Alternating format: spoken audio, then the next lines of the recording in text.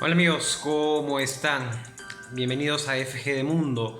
Vamos de arranque a las noticias y es que vamos a hacer una breve reflexión hoy, esta noche, y es que sobre el tema Ucrania, hay varias discusiones que he tenido con amigos, con expertos, con colegas, y es que muchas personas creen firmemente en una versión de los hechos que ven en los medios, que ven en Twitter, y es que Ucrania es el país agredido e invadido, y Rusia el país agresor e invasor.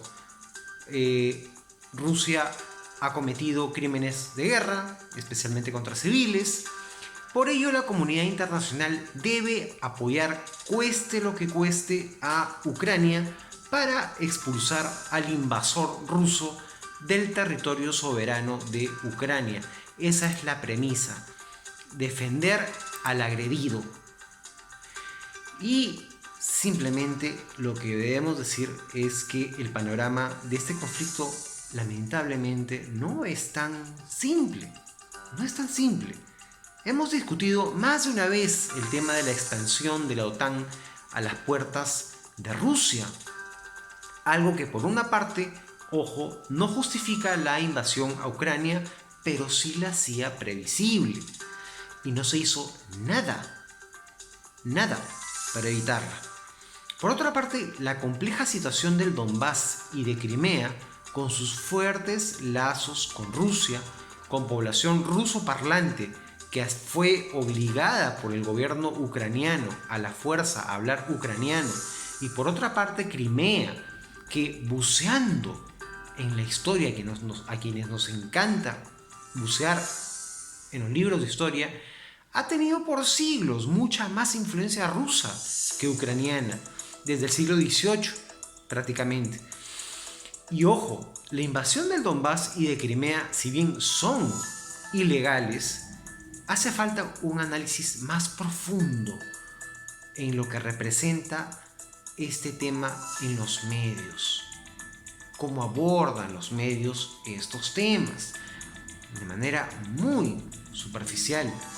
Los alegatos de Putin en torno a la seguridad de la frontera occidental de Rusia, vulnerada muchas veces, otra vez buceamos en la historia, por invasores como Napoleón y Hitler, y sobre la que ahora Putin detecta al fantasma de la OTAN, confirman lo que se llama la vitalidad y vigencia de la disciplina de la geopolítica.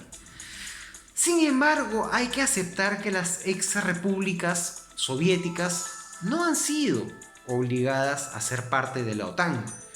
Son estas naciones las que han tocado las puertas de esta entidad tras sentirse amenazadas por una Rusia que había invadido ya Chechenia, luego Georgia y Crimea.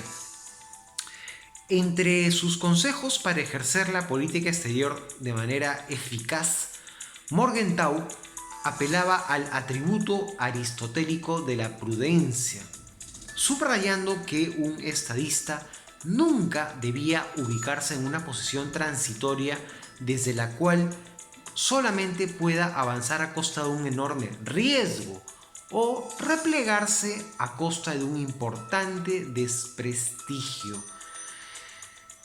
Obviamente nos estamos refiriendo a Vladimir Putin.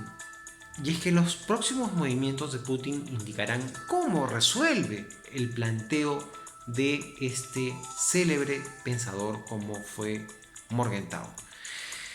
Y bien, vamos un poco a Estados Unidos. El 8 de noviembre los estadounidenses, porque los mexicanos también son norteamericanos, celebrarán las llamadas midterms o elecciones de medio término para elegir a la totalidad de la Cámara de Representantes y más de un tercio del Senado. El presidente Joe Biden llega debilitado y podría perder su estrecha mayoría tanto en la Cámara como en el Senado, obligándolo a una situación de prácticamente cohabitar con un poder legislativo opositor. Están en juego la línea política del Congreso la capacidad del mandatario para gobernar y las futuras dinámicas de la campaña presidencial, ojo, de las elecciones del 2024. Ojo con las elecciones en Estados Unidos del 2024 en medio de la guerra en Ucrania que tiene para largo, lamentablemente.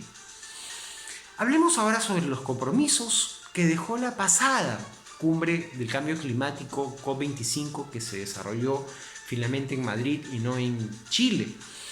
Y es que se comprometió, hubo compromisos al año 2020 en que los países presentes planteaban la reducción de emisiones de carbono más ambiciosas con el fin de responder de mejor manera a la emergencia climática. La próxima COP, la COP27, se va a realizar en Egipto este 6 y 18 de noviembre. Todo en medio de la crisis energética europea por la guerra en Ucrania y las sanciones económicas de la Unión Europea contra Rusia, que, ojo, según algunos expertos, finalmente han venido perjudicando más a Europa que a la propia Rusia. Rusia viene vendiendo su petróleo y su gas a otros países como China e India. Y bueno, ahora Europa depende lamentablemente de la energía atómica de la cual había prometido erradicar esa dependencia y del carbón.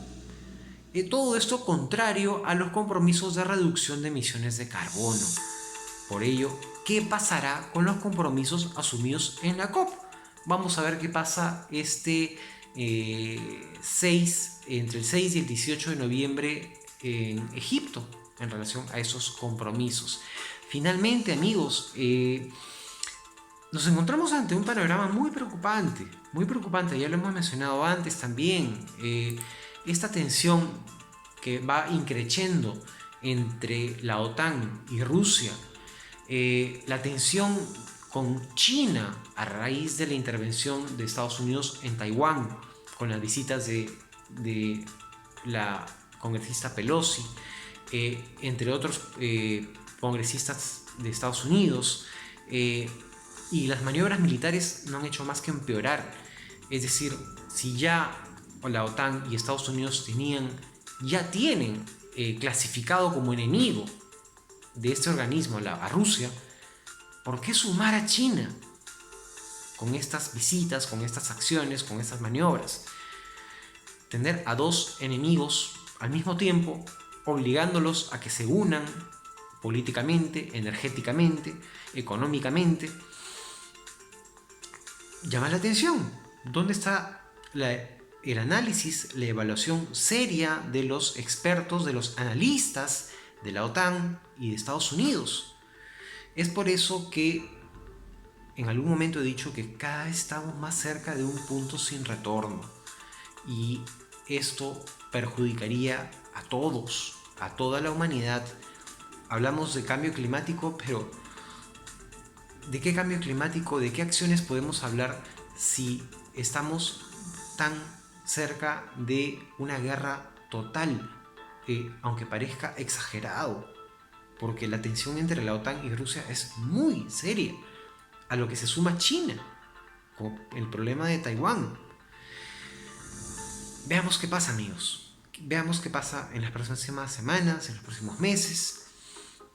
Esperemos que lleguen por fin las mesas de negociación que tanto impulsó Turquía con Erdogan, pero que bueno, no han tenido continuidad.